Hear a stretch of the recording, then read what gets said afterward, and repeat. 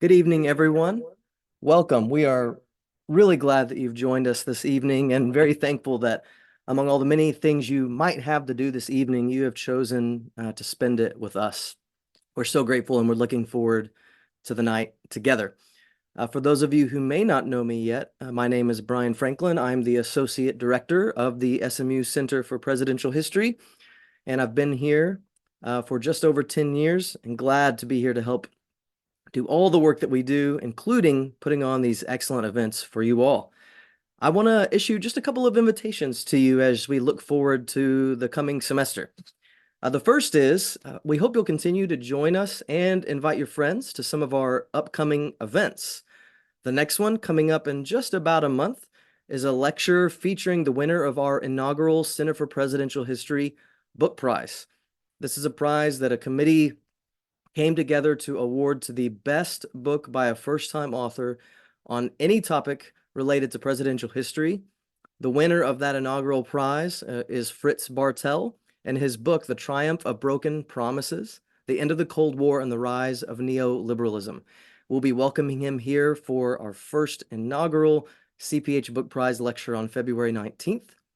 On March 20th, a few weeks after that, we will welcome Monica Kim for her book, The Interrogation Rooms of the Korean War. Dr. Kim is a historian and also a recipient of the MacArthur Genius Grant.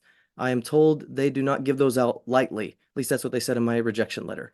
And then in May, of course, I hope you'll plan, because we'll be hosting not our first, but our second Pulitzer Prize winner this year, and Dr. Beverly Gage and her Pulitzer Prize winning biography of J. Edgar Hoover. So that's one invitation. Join us for the things we do together.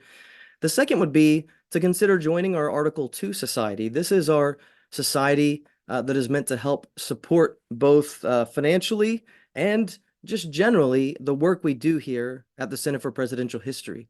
If you join, you're able to support our postdoctoral fellowships, events like this that we do, scholarships for undergraduate students who go on travel and study abroad trips with us. You also then have special opportunities to join the CPH for particular events. We have coffees together where we discuss common readings. You'll be able to meet some of our fellows in a little bit more intimate setting.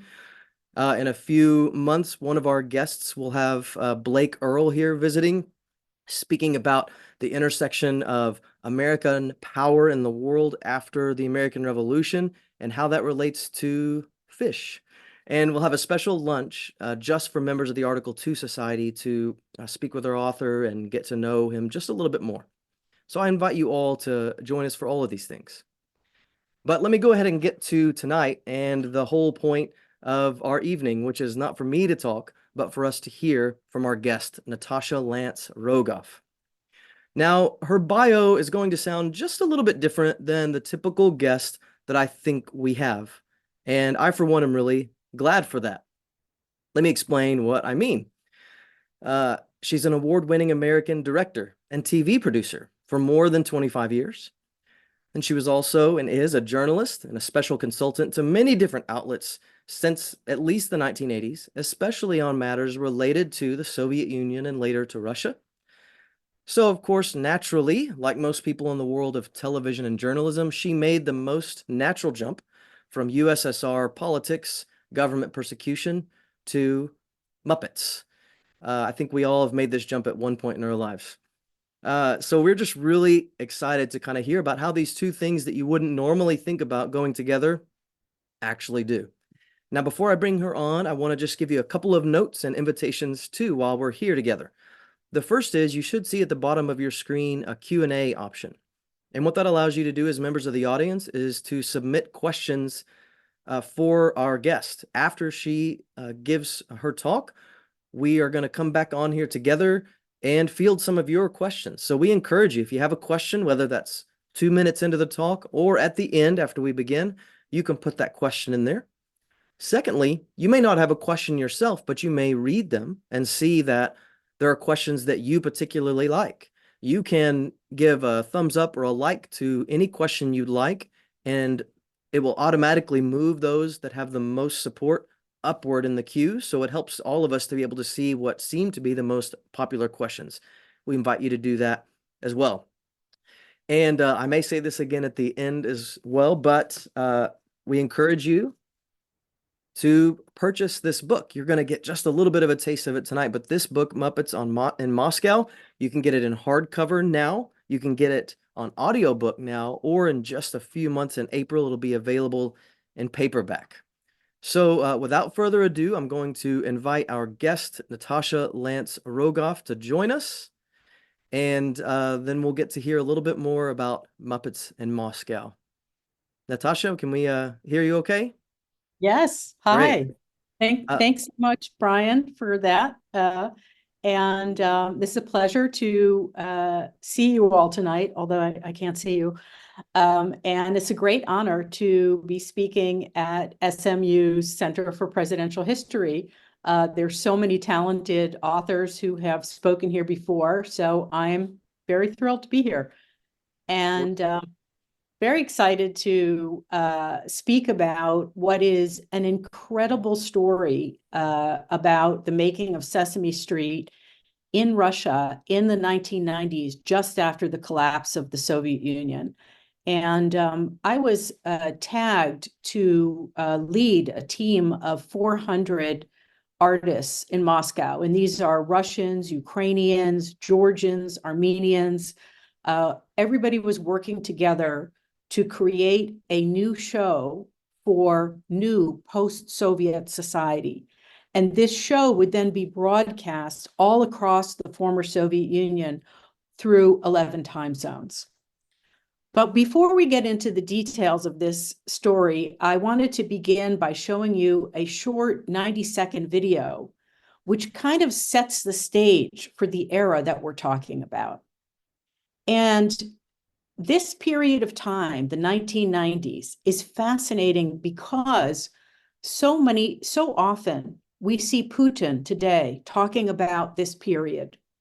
He often uses the 1990s as a way to wrongly justify his aggression in Ukraine and against the West. So I feel that it's really important to look at this period to understand where we are today. And the past year, my book came out a year ago, the hard copy, and I have been speaking across the US and a couple of times in Europe, where the question of Ukraine is even more emotional for so many people. There are so many Ukrainians living in European cities, and many Russians who have escaped their own country because they had been speaking out publicly against Putin's war. So with that, I'm going to just pause here and share my screen, and then I'll come back to you right after we see this video.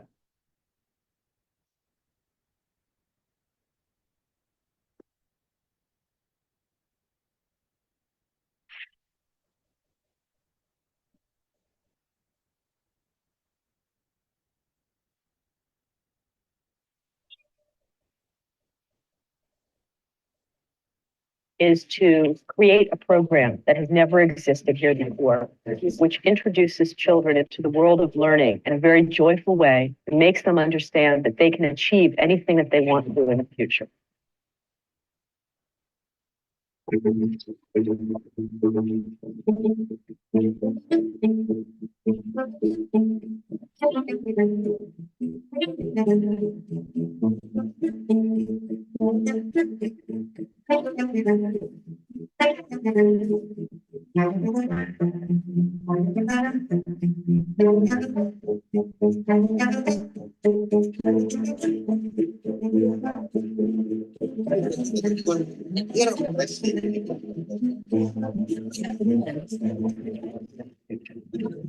Our kids have to share something. Let them share, not Terminator, not Rambo, which is now the case, but Sesame Street.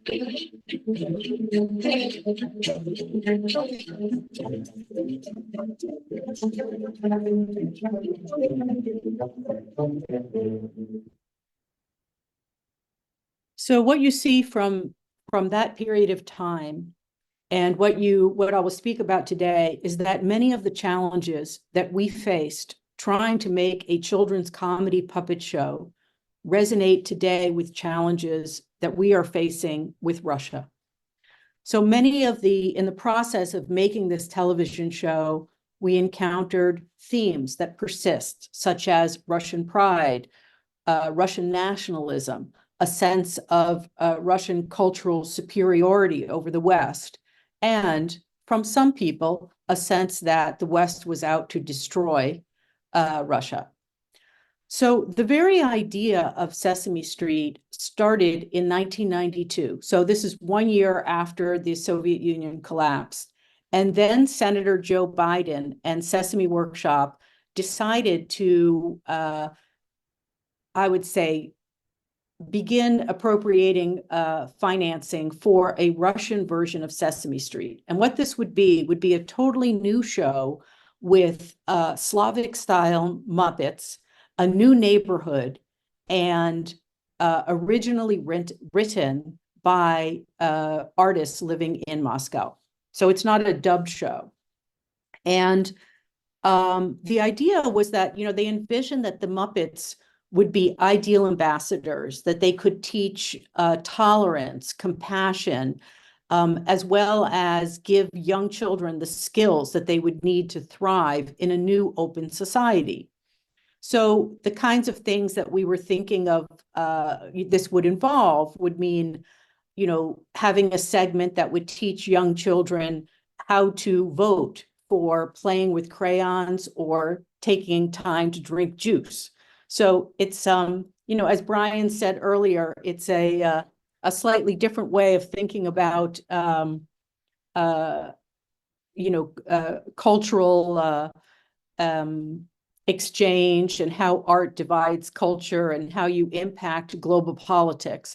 But it was a very ambitious idea, particularly so because the state that Russia was in at this point, transitioning from communism to capitalism, was a period of extreme poverty for ordinary Russians and those people living in Russia and the surrounding new independent countries. It was also a time of incredible instability. The ruble was devaluing like 25% each month. And it was also a time of tremendous humiliation for many people as they watched their nation implode. So my role in this, it's a completely insane way that I was hired to do this. And I was a documentary filmmaker. I had finished a film called Russia for Sale, The Rough Road to Capitalism for PBS, and had been doing very serious journalistic work related to underground rock and roll, writing about the persecution of the LGBTQ community in the Soviet Union and then later in Russia. And, the last thing I expected in my life would be to be working with Muppets or puppets. So the way this happened is two Sesame Street executives came to a screening of that film, the documentary film I had made. And to make that film, I had embedded for 2 years with hardline conservative fascists, communists who were willing to do just about anything to prevent the Soviet Union from falling. And, a lot of these people I was with, they were pretty scary. So when the show, the film ended, these two executives from Sesame Street came up to me and asked me if I could help them bring Sesame Street to Russia because they had some appropriated congressional funding, and they had been trying to do it for a couple of years already and hadn't succeeded. But when they suggested this, I thought they were crazy. And I said, didn't you just watch my film? I mean, I don't know anything about Muppets. I don't know anything about children. I don't have children. I'm not sure I really like children. So anyway, I was talking to them and they said, look, just come down to the headquarters.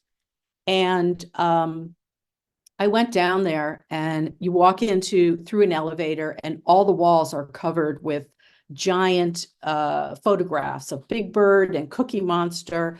And there are all these earnest, 20-year-olds running around trying to change the world. It was a very impressive place, something like I'd never seen a place like this before. And they spoke to me, about what they were trying to do. And I really, really got, how this show could help transform Russia. This was a time when, as you saw in the film, the Deputy Minister of Education had said there really wasn't much for children. And the fact that they were going to be creating this show, which would reflect local culture and aesthetics and values, was really intriguing to me, because I thought, well, then it's really possible this show could have a huge impact, because it would really speak to people who live in Russia and the other new independent countries. And the show could really give them necessary skills. So I agreed to do it, and almost immediately when I went to Moscow, this was 1993, I realized that I had totally underestimated the challenges, and that the country in the time I had been away had really changed quite a bit. And there was really no central government operating. The Yeltsin, who was the president at the time, was quite weak. And this is just a couple of years before Putin came in. But in the first months, the Russian sponsor of our show was blown up in a car bombing. And he actually survived, but he had bigger things to worry about than a children's puppet show. And then a few months later, our broadcast partner, this was a really great man who was trying to bring a free press to Russia, and he was popular all across the former Soviet Union. This is Vlad Listyev, who had become my confidant and was advising me on how to navigate this really feudalistic and corrupt Russian TV industry to try to get a show about, a children's show aired in this country. It was very difficult. Advertising had not existed under communism. And so there was quite a bit of, there were middlemen and corruption, and it was really complicated to get a broadcast deal for the show. And he, one night when we were at the studio, he left after his show. He was the host of a TV show. And just before he got to his home, he was shot and murdered in his, outside of his home.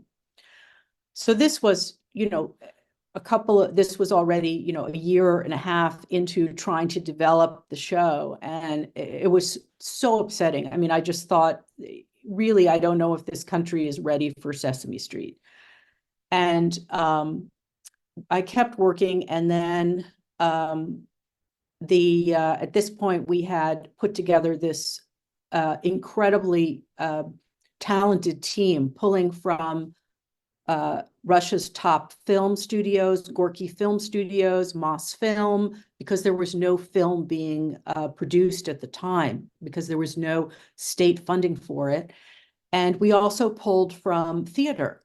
So we had many of the top performers and set designers. It was a remarkably brilliant group of people who were very passionate about creating this new vision for young children, first on the little TV, and then everybody hoped that it would be in real life as well.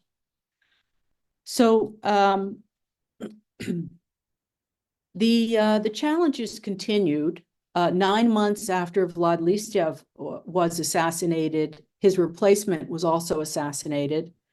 And then we faced our office being taken over. We were in Russia's largest TV station, ORT, which is the same station I visited in January of 2020 when I went back to interview people for this book. And it is the primary location from which Putin disseminates his propaganda. So that office was taken over by soldiers with AK-47s, and one of the soldiers even took our office mascot, which was a giant, life-size Elmo doll. So we had to start from scratch at that juncture. But it wasn't only the violence that made this show very difficult to produce. It was also the cultural clashes. And we had many differences that affected not only the educational content of the show, but the script writing, the set design, and even the design of the Muppets themselves. So when I first showed the creative team, my creative team, the American Muppets, this was, Elmo, Bert and Ernie, Cookie Monster, and they just looked at these very strange looking soft puppets and said, we hate them. We don't want to use them. We don't like them. And then the head writer said to me, Natasha, we have a revered puppetry tradition dating back to the 16th century, and we don't need your American Muppets. So this was a real quandary because I was hired by Sesame Street. Sesame Street has a format which uses Muppets. And also Jim Henson Production is typically the company that produced the Muppets at that time. So I really didn't know how to handle that. So I simply tabled the discussion on the Muppets for a little while. And we moved on to script writing, and we started hiring the script writers. But even the script writing posed tremendous problems. And initially, our head writer only wanted to include writers, Russian literary writers who were members of the Soviet Union of Writers. And they were turning in scripts that were really beautifully written, but they were like 10 pages long and they weren't funny. One example of a storyboard we received was a script teaching the letter D. And the tagline, the voice came up on the screen over the image of an older man mopping a floor, and it said, D for depression.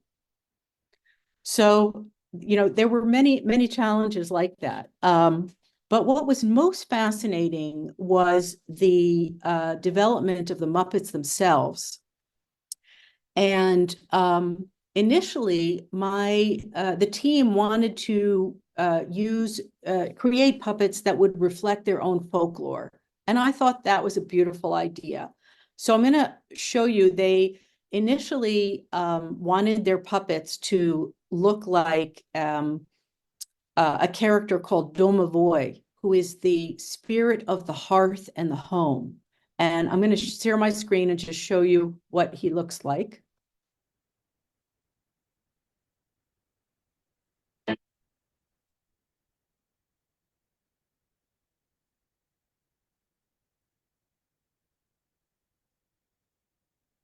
So that is what Domovoy looks like. And when I looked at that, I thought, oh, that wasn't, I'm not sure he's going to make a great Muppet. And they actually then invited their chief puppet designer from Russia, who came in and came into the office with 2 sacks, and he pulled out 2 puppets, and they looked like this. These are the puppets that they wanted to use for their Sesame Street. And one of the puppets picked up a little stick, which he attached with tape. And then one puppet started beating the other puppet. And everybody was laughing in the room. And I just thought, okay, this is tremendous, puppet on puppet violence. I'm not sure this is going to fly. But later, somewhat later, I'd say a couple of months later, this is after the team came to the United States and they met with the American puppeteers, and they were able to meet with American teenagers, and they saw the impact that Sesame Street had on the entire, all these people they were meeting. And they finally understood that they had this tremendous responsibility to create a show that they hoped would be adored by their own population and would make a huge impact. So they ended up making this truly magical character who was born of the idea of Domovoi from their culture. And he is a spirit of nature. And to represent that, he has pieces of moss and leaves and twigs. This is Zeliboba, sewn into his coat. And that's what, made him, and the other two Muppets were also very beautifully, totally original, and also reflected aspects of Russian culture and post-Soviet culture that I write about in the book. This is what the set looked like. I just wanted to give you a taste. There were fascinating discussions about the set, because the set designer came back empty-handed after she was, asked to draw what she thought would be good. And she said, I don't know what to create. I don't know if I'm supposed to create a set that reflects pre-revolutionary Russia, our recent Soviet past, or some new, imagined neighborhood that doesn't even exist yet. So what the team did is they created a set that combined all these architectural elements from Russia's past. And the scrim, which is the backdrop, shows that as well. This is the scrim. You can see the Soviet buildings, Stalinist architecture, pre-revolutionary and Khrushchev style architecture as well, and rural architecture. This is the set and some of the actors. So before we get to question and answer, I just wanted to say that the show went on to become a huge hit. It lasted for 10 years, well into Putin's era, and it was broadcast in prime time on 2 stations simultaneously, all across the former Soviet Union. So the past year, as I've been meeting with people and talking about this book, I've been having conversations with Russians, Ukrainians, Georgians, who all grew up on the show. And many of these conversations have been incredibly emotional, where, one Ukrainian woman who had left shortly after Russia invaded Ukraine came to London. I met her in London, and she started crying. And she said, this show was such a beautiful vision of what our country could have been. And, it represented a safe space for children to laugh and play and experiment and make mistakes. So it's been, this is a very personal story to me. And I also feel that so many of the people that I worked with who now oppose what is happening in Russia, many who have been able to leave, but many who have not been able to leave. I think it's important for us in the West to understand that these people still exist. And many of them are taking care of small children. They are taking care of parents, older parents. They cannot afford to go to jail, and they're silent. So what we learn from this experience is how art bridges cultural divides. The book goes very much into the educational content that was developed for the show, which reflected what the Russians and the Ukrainians and Armenians who were part of our team all wanted to teach their children at that time. And it's very different from what we would aspire to in our own country. So I think it's really important also to look at those differences, and this story about the Muppets enables us to see this culture in a way that you don't usually see, that I didn't see as a journalist. I had been living in Russia for 10 years before Sesame Street hired me. I spoke Russian fluently, but the experience that I had leading this team was so much more intimate, because people are so much more genuine and open and honest when they're sharing their hopes and their dreams for their children. So I hope that you will get a chance to read it, and I look forward to answering any questions that you have. Thank you. Natasha, thank you so much. I'm really looking forward to this Q&A. I'm also going to invite onto our discussion Jonathan Ng, who's one of our postdoctoral fellows here at the Center for Presidential History.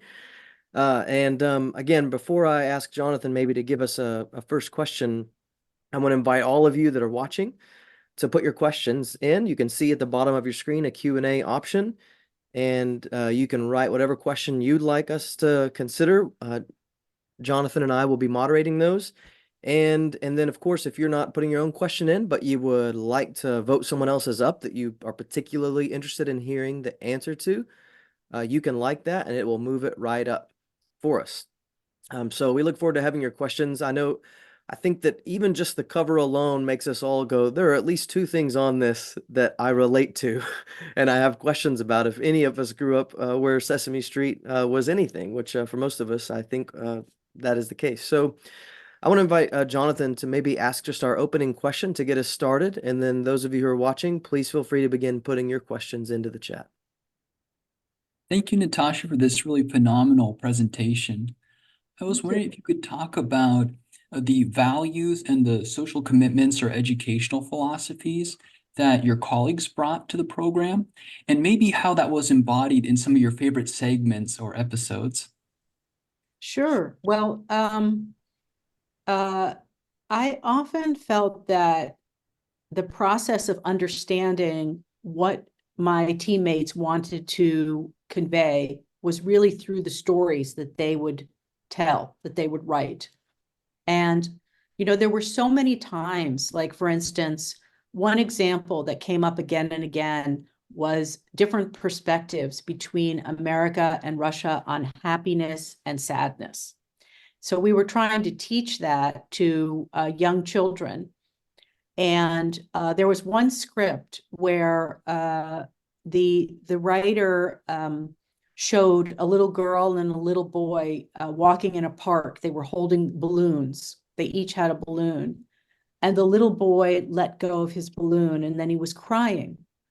And the little girl looked at him, and then she let go of her balloon. And then the two of them held hands and watched the balloons go up into the beautiful blue sky. And when I saw this script, I just laughed, and I was with the writers, and I said, why don't they just share the other balloon? And my teammates laughed at me, because they were like, that wouldn't be, that wouldn't be Russian. And what I didn't say, but I thought to myself at the time was, oh, so they're both happy together with nothing. But, that was one thing. Now, they wanted children they had all of these elements of sadness in the Sesame Street show that we don't have in the US show. If we do, it's usually, to show that sadness exists, but then there's a way to find a way out of it. That wasn't the case in the Russian show. There was a kind of like, sadness exists, and this will always exist, and it is part of our culture. I saw this as well during the auditions, where we auditioned about 1,200 children, and they came and did their songs one after the other. And the songs they sang were almost exclusively songs from World War II about about war and loss, because that's their cultural reality. And that wasn't our cultural reality. We had 200 years of democracy. They did not. So, when I saw this, I said to the director at one point, why are they singing all these sad songs? And he said, Natasha, they're not sad. You shouldn't consider them sad. They're lyrical. These are the songs they sang with their grandmothers that make them feel comfort. So there were all sorts of junctures like this. And as far as values, when we're talking about Sesame Street is a very progressive show. So there were times when the group of educators that we invited from across the former Soviet Union and from the different former republics, they wanted to, for instance, initially they didn't want to have any children in wheelchairs in the show. And as they were having this, discussion, I thought, wow, this is so not Sesame Street. And then, one of the women one of the teachers said, who worked in the health field said, what you Americans don't understand is that children who are stuck at home and they haven't the use of their legs, they will never get a wheelchair because of the state of our medical system. They will never get one in their lifetime. So how will they feel if they see children on Ulitsa Sezam, which means Sesame Street in Russian, with wheelchairs? So that was a whole discussion too. And it was fascinating. And eventually, hours later, everybody in that room supported having children with disabilities be represented in their new show. So how that happens and how change happens without me saying a word, without my saying one word, fascinated me beyond any other thing I did in my life. Thank you for sharing those memories. I think it really provides us with a sense of what life was like at that time, and also the interesting cross-cultural tensions and sort of negotiations that had to happen to make the program possible. Yeah. Yeah, I appreciate your discussion there. It anticipated one of the questions from one of our viewers, Brandy Lynn Stigler, who was asking what are some of these cultural differences, and you were getting at everything from the way we view disability to sadness. I loved your anecdote that I thought, if someone was making up an anecdote about Russian Sesame Street writers, they would say D for depression. Like that's just something you would make up.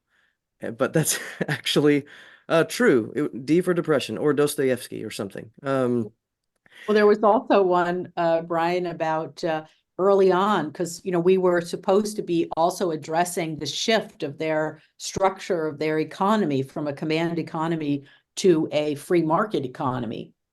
And this is for preschoolers, so it's not going to involve a lot of economics. Right. And so at one point I said, we have many scenarios where children are running a lemonade stand.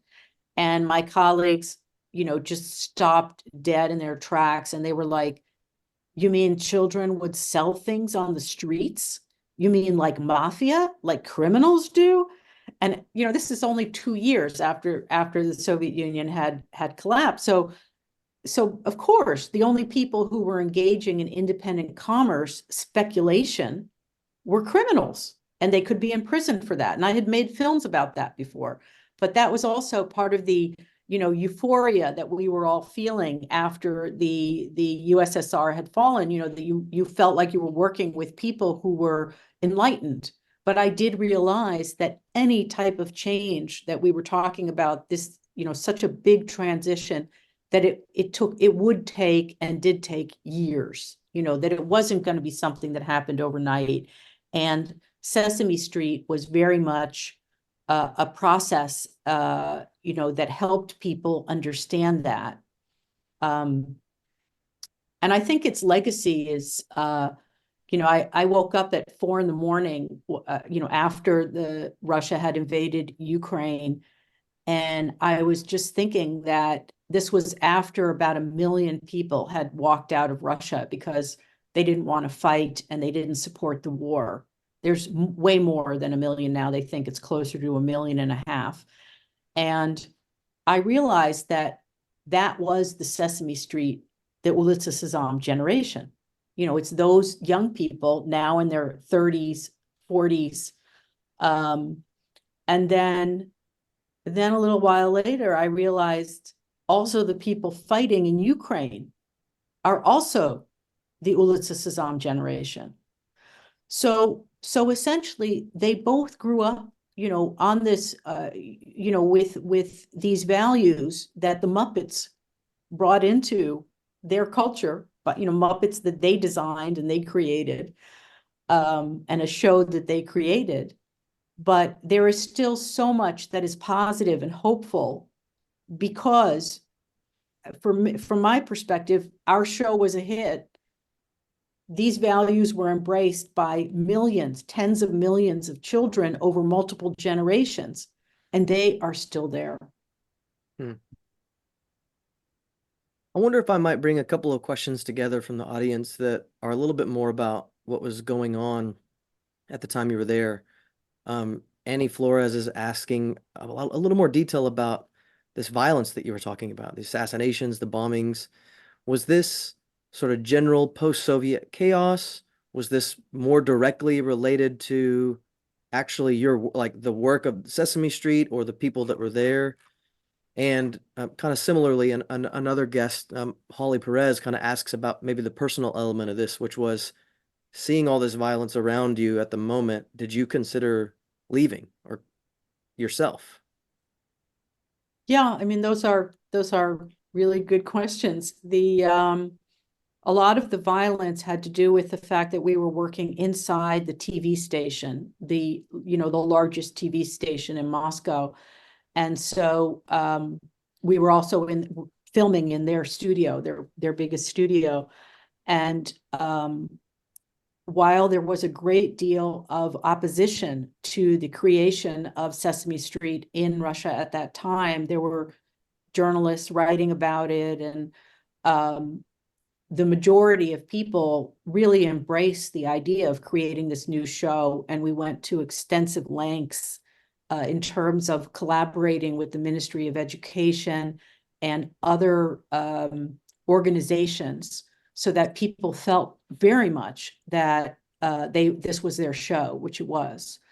So the violence itself had much more to do with not directly our show, but for instance, when our office was taken over by soldiers that day, this was on the 11th floor, the executive floor, and there was a grab to control the TV station because that was eyeballs. And at this time, there were still many elements that were battling each other because it was so soon after communism had fallen.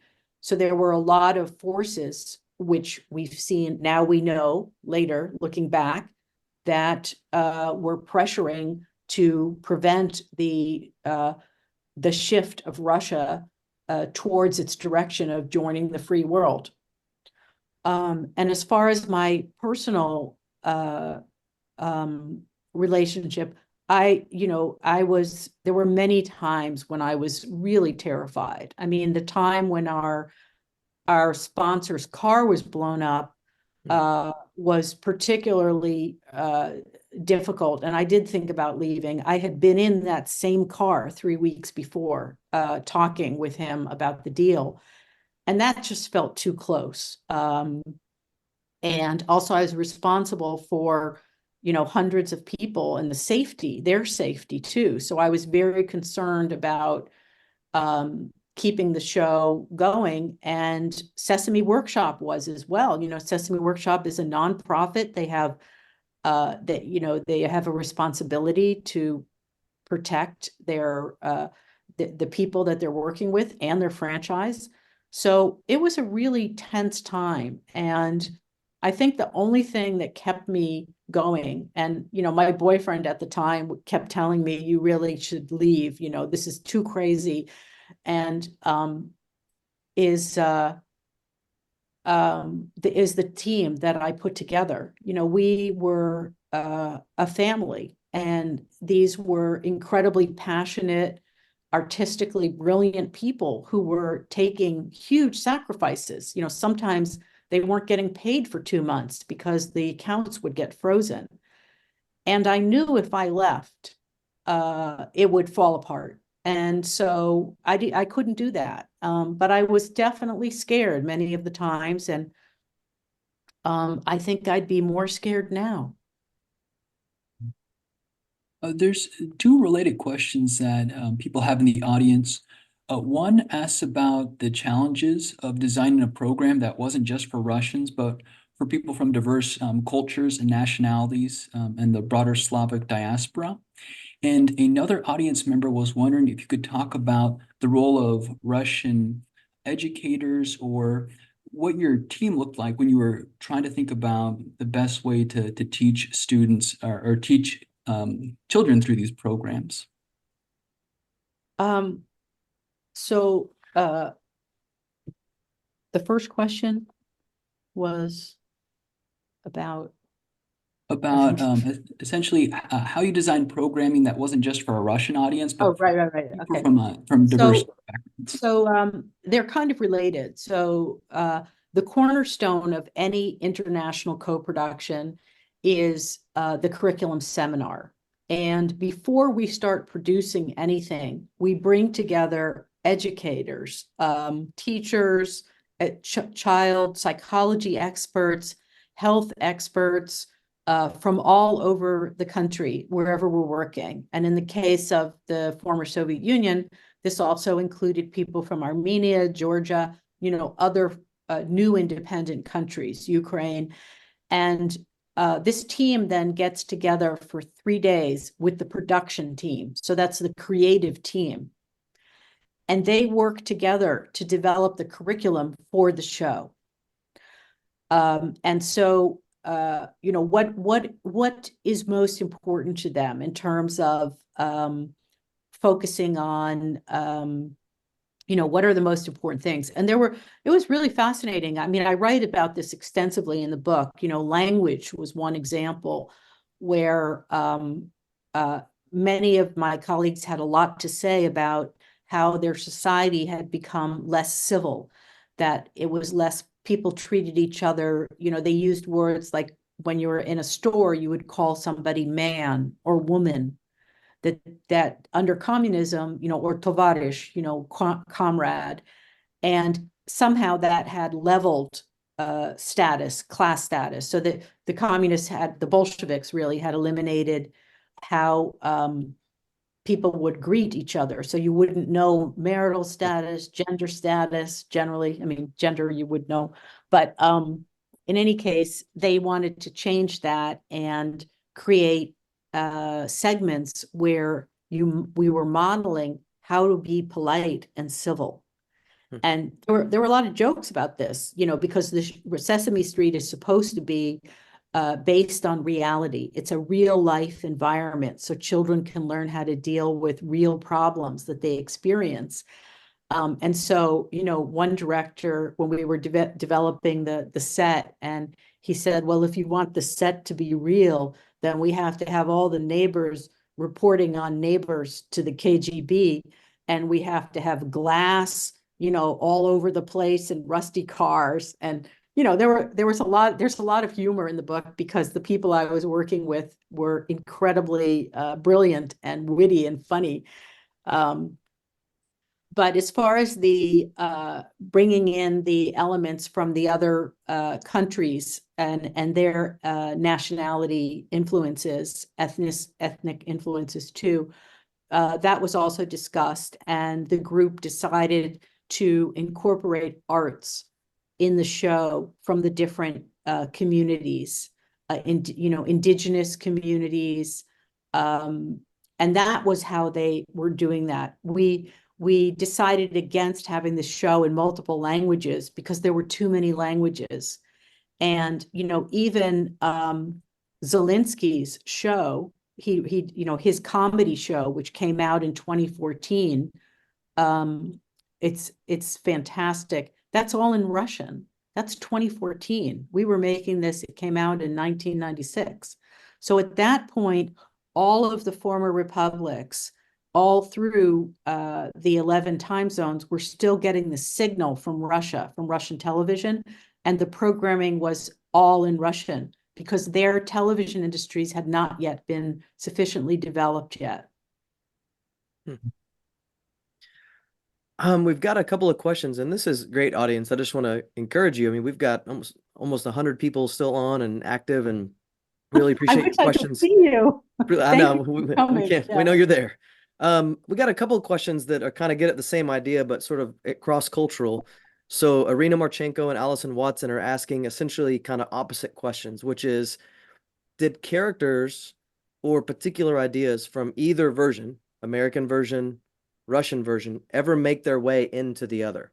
Right. So at the beginning, right, the Russians saw Elmo and Cookie Monster and said, we don't want that. And I imagine Americans might have seen the original Spirit of the Hearth inspired kind of scary old man and said, we don't want that. But was there ever any cross-pollination of ideas or even Muppets? Well, I would say definitely the Muppet, the Zeliboba character, and Kubik and Businka were a mixing of this. Because in the beginning, the character that the creative team made, like the drawings, they made an old man. And, his personality was rather didactic. He would tell children how to behave. That's where we started from.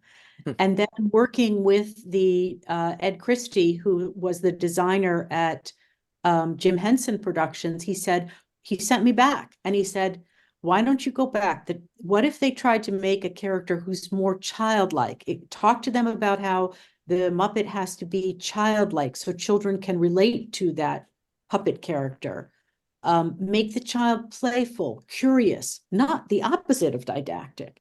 So over time and through multiple drawings, there was a mixture of understanding that. And without, only the beginning was tough. After that, and once the team started meeting the puppeteers in the US and they understood the impact that, a more light or playful character could have, they wanted that for their children too. They wanted the children not to be sad all the time, but you wanted that. But as far as like the script writing, I remember the writers telling me, I even had I think I have a quote here. One sec. There was one from one of the writers who said, we cannot write humorous parodies or ironies about our past because it is too painful to joke about things that only recently broke down or are continuing to break down in front of our eyes. Then another wrote, we had trouble writing upbeat, lighthearted scripts because we felt it was not true to the reality children were experiencing in post-Soviet society. It felt ingenuous to us, and we had to find a way to be entertaining, but also true to ourselves without whitewashing the reality for the kids. So, there was a lot of slapstick humor in the American show, but that didn't play the same way in Russia. And the way my colleagues described it, they said, what's funny here is like laughing between tears. And I always love that. We're laughing through tears, There are a couple other questions about the difficulty of translating Sesame Street to the post-Soviet context. One audience member, Ashlyn Hand, was wondering, are there any storylines that aired that you or your team regretted, either for cultural or safety reasons? And there's another audience member, Holly Paris, who was wondering if you ever got pushback from critics or maybe politicians who are concerned about a forced quote unquote westernization. Before the show aired, yes, there were articles in the press in Oganyok and other Russian newspapers where they were critical of what we were doing. But once the show aired, not at all. It was hugely successful. And once people saw the show, it was so Russian. Like if you see that show and you watch it with translations, you will feel that it is a very different show from our show. The pacing is different. The way people relate to each other is different. It reflects very much their culture versus ours. And the other question that you asked was about Were there any storylines that you and your production team ultimately regretted, maybe for safety or cultural reasons? that we regretted. No, I mean, I can't think of anything that I regret. I guess there was one, the sad songs thing was I mean, I write about this in the book, but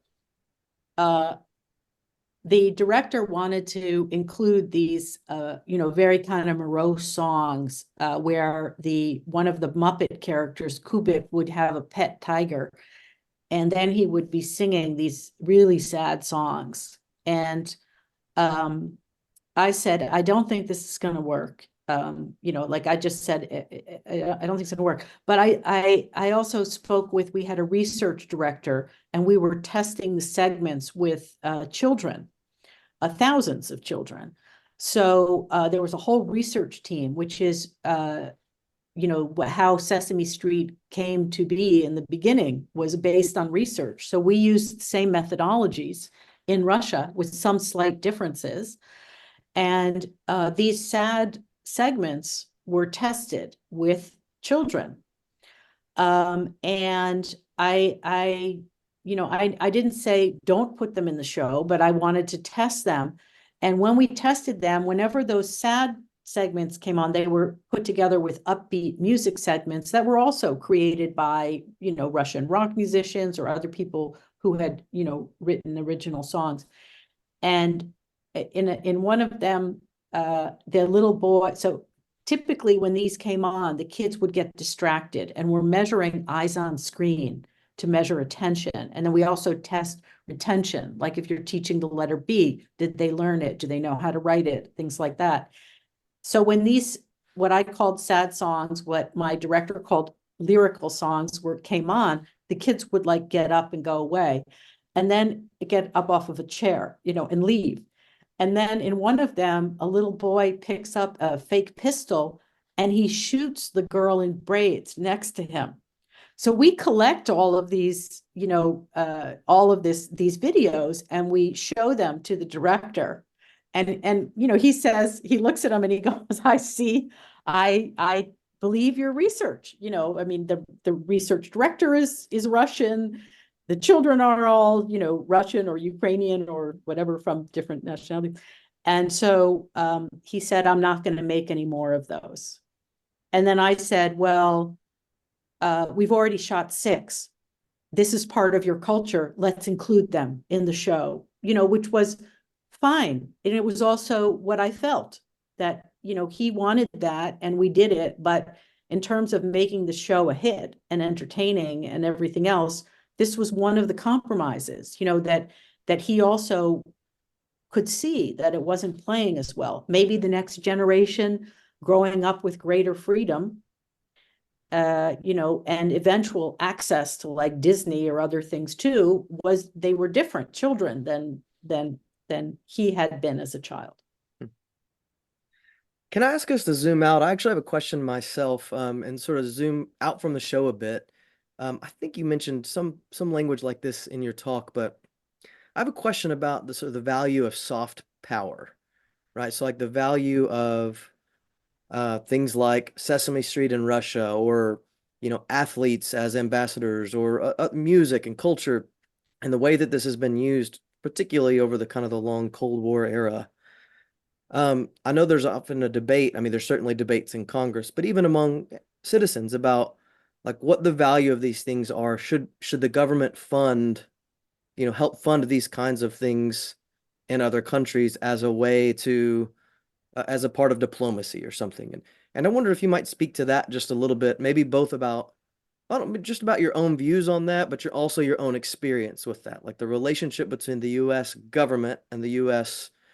and hard power versus its use of soft power in places like Russia. Yeah, I am, I mean, I believe it's so important and it's terrifying right now, the level of isolation we have from Russia. Yes, there is a war going on, but even at the height of the Cold War, we had more cultural exchanges than we do now. And then I've spoken with people, who work for the Defense Department, friends of mine who are working on nuclear deterrence and, working out nuclear agreements. And they say, there are no phone calls going back and forth, that stopped as well. So when I hear about all that, it makes me really nervous, that we're not doing more. But I had one shining light, event that happened in the last couple months where I got a call from the State Department. I'm not sure if it was the State Department, but in any case, they asked me to meet with 20 content creators from Russia. And of course I said, but we don't have any cultural exchanges going on now. And also, how are they going to get in? Because the embassies aren't giving people visas. My friends can't get in, to the US. And he said, well, we don't know if they're coming and they might not. And I said, and if they did come, wouldn't the young men just stay because they don't want to get drafted? And they didn't have any answers for any of this. And I didn't think it would happen at all. And I said, yes, sure, I'll talk to them. And then 2 days before they were arriving, they said they're going to be here and we want you to come out to this location. And I met with 20 somethings content creators, mostly from Siberia and, Western Russia, and a few from Moscow and St. Petersburg. But it was utterly fascinating. And at that time, they said this is like one of 3 cultural exchanges. So, it is so important to do this, to have the people to people, programs. And we need to do way more of this, even at these points of high tension. I mean, most of the people who came over, this was their first time in America.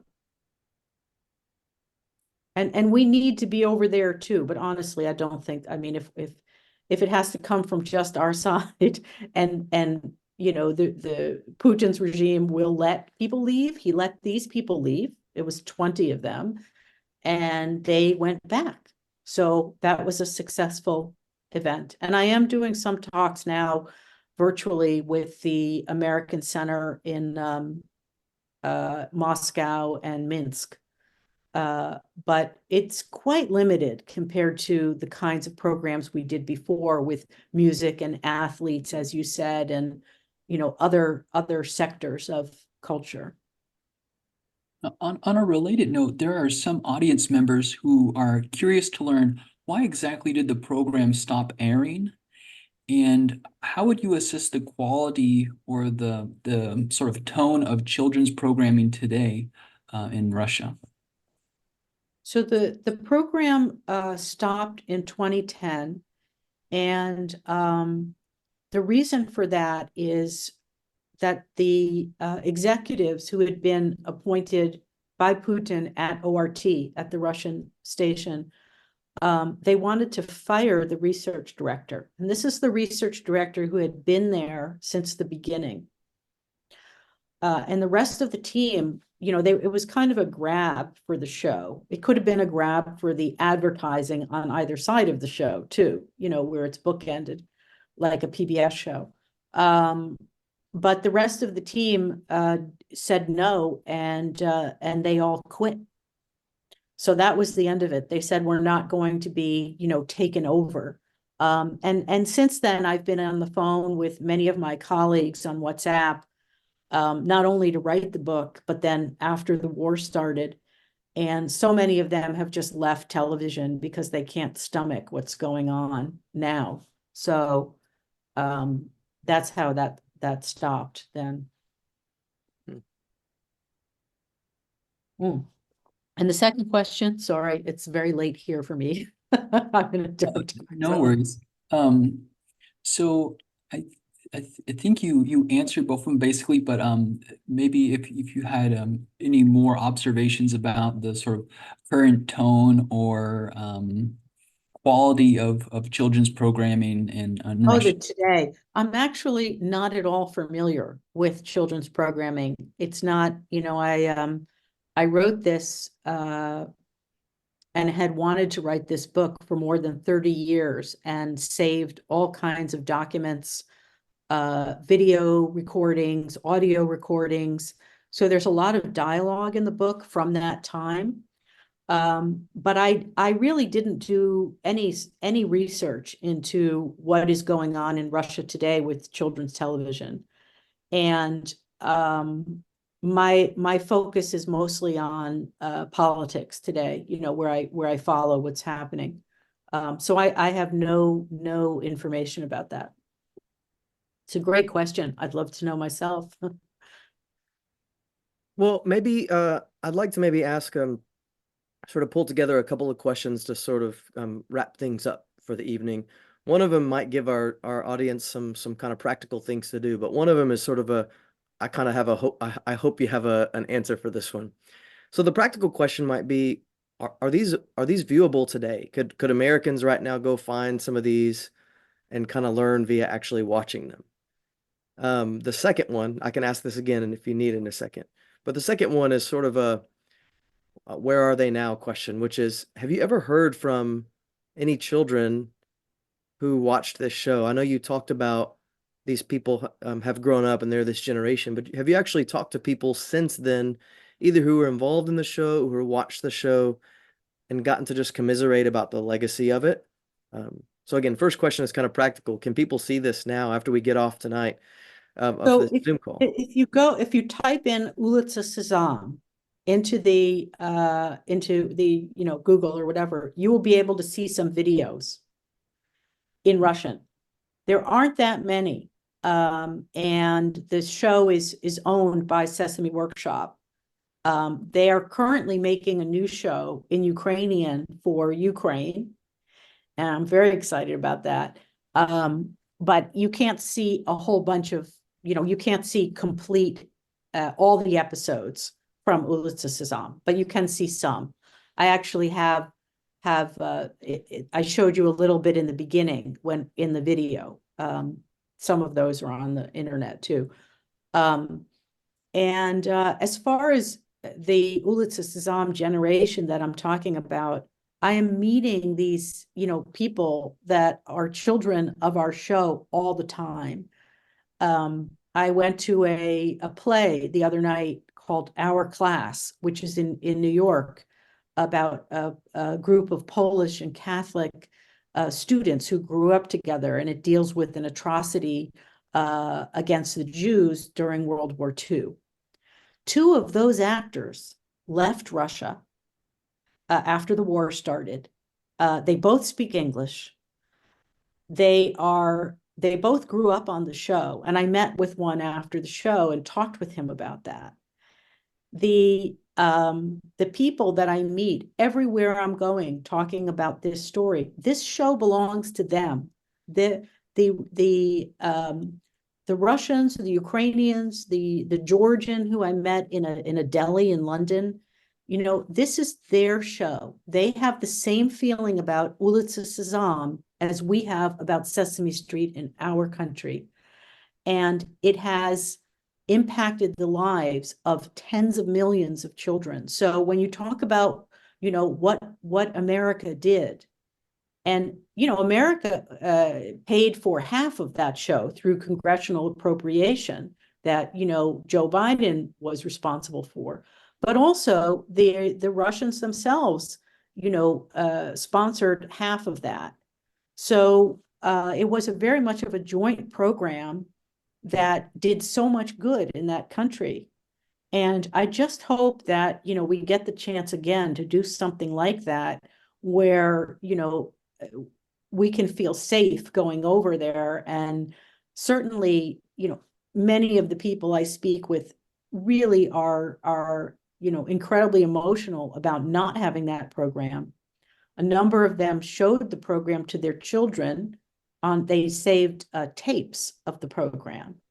And the kids that I met who were in their 20s at the State Department cultural exchange, they all knew the show, but the show ended in 2010.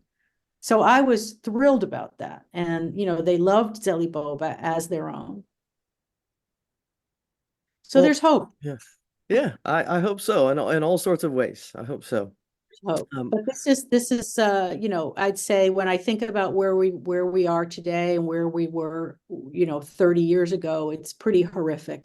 And that this can happen in such a short time period is really terrifying. Well, I hope our, ending in a hopeful way, and I hope our audience will sort of take at least one lesson from this that you've emphasized, which is that although things have changed so dramatically pretty recently, they don't have to be that way. I know we're not always in control of what everyone else does, but there is the option for us to have better relations and for us to have more purposeful inroads into cultural and people exchange. And this is one great example of it. Thank you all who are watching. We really appreciate you joining us tonight and here to support not just the CPH, but particularly Natasha Lance Rogoff and her work. Again, if you would like to learn more, and there's so much more about just the daily experience of this story and how both her story and the story of Sesame Street in Russia, you can buy the book at whatever your preferred bookseller is. The paperback will be out in just a few weeks, really, and you can also get the audiobook now as well. Thank you again for joining us. We encourage you to make plans to join us for our future events. And if you have any questions at all about what's going on at CPH, including even finding videos of our former events, you can find those all at our website, smu.edu/CPH.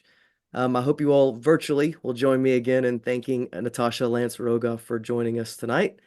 And we look forward to seeing you virtually and here in Dallas Hall at SMU sometime soon. Thank you again, Natasha, for joining us. Thank you, everybody, for tuning in tonight. And thank you, Brian, and everybody else, and Jonathan, for making this possible. Really appreciate it. It's great. I wish I could meet some of you. So, all right. Well, good night, everyone. good night.